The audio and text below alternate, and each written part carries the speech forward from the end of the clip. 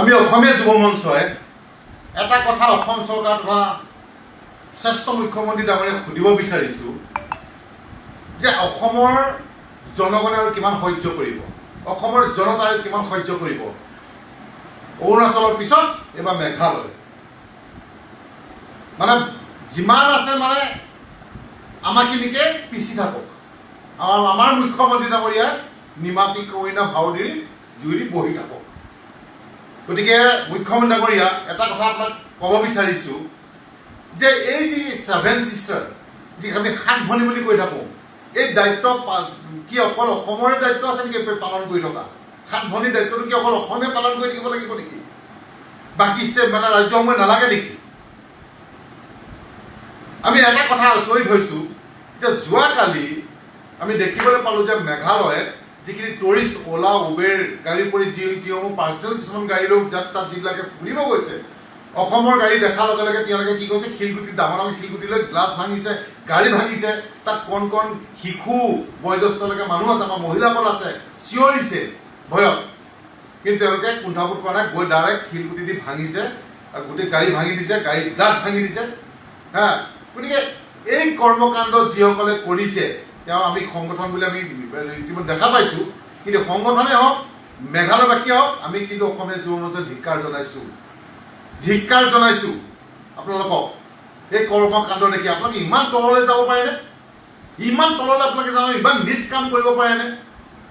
কিবা আছে আপোনালোকৰ? চৰকাৰক কওক, অসম চৰকাৰক কওক, মেঘালয় চৰকাৰক কওক, কিয় মানে পাব্লিকৰ গাড়ীবিলাক ভাঙিছে, কিয় মানে অ'লা উবেৰ গাড়ীবিলাক ভাঙিছে, কিয় আমাৰ ড্ৰাইভাৰ্ছবিলাকক মাৰিছে?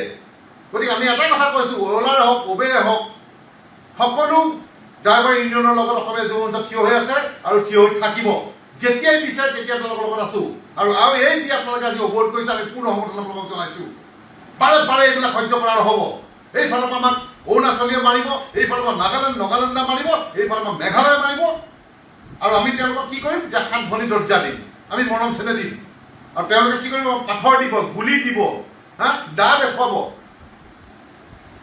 আমাৰ সহজ সৰলতাক কিন্তু দুৰ্বলতা হিচাপে যদি ভাবিব নহয়, কথা কিন্তু ভয়ংকৰ হৈ যাব, কৈ দিছোঁ। মুখ্যমন্ত্ৰী ডাঙৰীয়া আপুনি কিয় নিমাতী কইনা ভাউদিৰ জুৰি আছে? কিয় নিমাত হৈ বহি আছে আপুনি? কিয় আপুনি মেঘালয় চৰকাৰৰ লগত কথা পতা নাই? কিয় CM লগত কথা পতা নাই?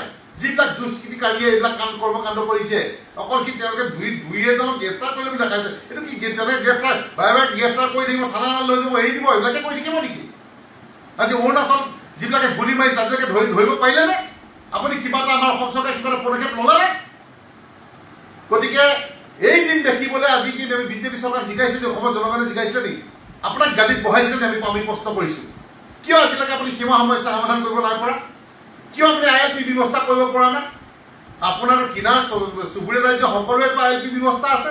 নাগালেণ্ডৰ মেঘালয় কওক, অৰুণাচল কওক, চবতে ILP ব্যৱস্থা আছে। কিয় আমাৰ অসমত নাই? কিয় আপুনি কৰিব পৰা নাই ILP ব্যৱস্থা? কিয় বাৰে বাৰে আপুনি সুযোগ দি আছে যে অৰুণাচলে মাৰক অসমক, নাগালেণ্ডে মাৰক অসমক, অসমৰ ৰাজ্যক, মেঘালয় অসমৰ জনগণক মাৰক?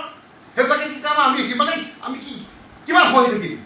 আৰু ইয়াৰ বিৰুদ্ধে যদি আমি প্ৰতিবাদ কৰিবলৈ যাম, তেওঁলোকৰ ওপৰত যদি আক্ৰমণ কৰিব যাম, আমাক দেখি যে আমাৰ অসম চৰকাৰ আমাক জেলত ভৰাই দিলে। আৰু তেওঁলোকৰ চৰকাৰ বা তেওঁলোকৰ যি ৰাইজ আছে তেওঁলোকক সমৰ্থন জনায়। গতিকে এটাই কথা কৈছোঁ মুখ্যমন্ত্ৰী ডাঙৰীয়া, সময় থাকোঁতে এইখিনি কথা আপুনি এইবিলাক কাম পৰিৱৰ্তন কৰক, নহ'লে কিন্তু আমিও পাহৰি যাম 7 ভনীৰ কথা। কিন্তু চিধা কথা 7 ভনীৰ কথা কিন্তু আমি পাহৰি যাম, কিন্তু আমাৰ ধৈৰ্য বান ছিঙি যাব। কিন্তু মুখ্যমন্ত্ৰী ডাঙৰীয়া, কালি ইমান দুখ লগা ঘটনা, তাত যদি কাৰোবাৰ স্পট ডেথ হৈ গ'লেহেঁতেন কি হ'লহেঁতেন? কোনে দায়িত্ব ল'লেহেঁতেন? মুখ্যমন্ত্ৰী ডাঙৰীয়া আপোনাক সুধিছোঁ। গতিকে চব মুখ্যমন্ত্ৰী ডাঙৰীয়া আপোনাক এটাই কথা কৈছোঁ যে যিমান পাৰে আপুনি ইমান সোনকালে যিসকল দুষ্কৃতিকাৰীয়ে আমাৰ ড্ৰাইভাৰসকলক মাৰিছে, গাড়ী ভাঙিছে, এইবিলাক কঠোৰ ব্যৱস্থা ল'বৰ কাৰণে আপুনি মেঘালয় চৰকাৰক দাবী জনাওক। আৰু সীমা সমস্যা সমাধান কৰক, ILP ব্যৱস্থা কৰক সোনকালে। নহ'লে কিন্তু অসমৰ জনগণে যিভাগে জিকাইছে সেইভাগে কিন্তু চিৰি কৰিলে আপুনি কিন্তু অসমৰ জনগণে কিন্তু কুণ্ঠাবোধ নকৰিব। মুখ্যমন্ত্ৰী ডাঙৰীয়া, আমাৰ তেজ গৰম হৈ আছে, কিন্তু সেইদিনা অৰুণাচলত যিবিলাক ঘটনা ঘটালে আজি মেঘালয় ঘটালে নাগালেণ্ডে দৈনিক ঘটাই আছে যাওক বৰ্ডাৰ আহি পেলাই চকী দৈনিক ঘটাই আছে দা দেখুৱাব গুলি দেখুৱাব আমাক হে আমি দা গুলিলে কি ভয় কৰি আছো নেকি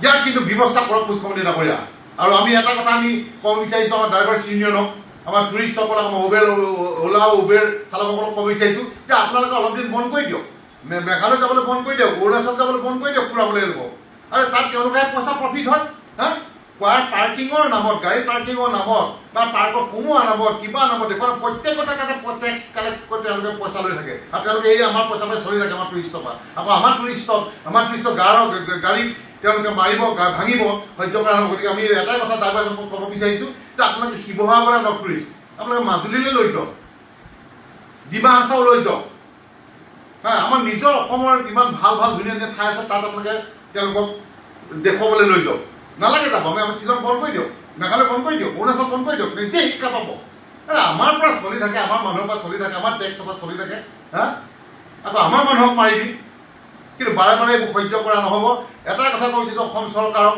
এটাই কথা কৈছোঁ আমাৰ অসমৰ প্ৰশাসনক যে অতি শীঘ্ৰে এই মেঘালয়ৰ লগত যি ঘটনা ঘটিছে সমাধান কৰিবলৈ চেষ্টা কৰক অন্যথা কিন্তু আমি অসমীয়া জনতা হাত সাৱটি বহি নাথাকিম ইয়াৰ বাবে কিন্তু গণতান্ত্ৰিকভাৱে যিকোনো পৰিস্থিতি আমি যাবলৈ বাধ্য হ'ম ইয়াৰ বাবে জগৰীয়া চৰকাৰ ইয়াৰ বাবে জগৰীয়া প্ৰশাসন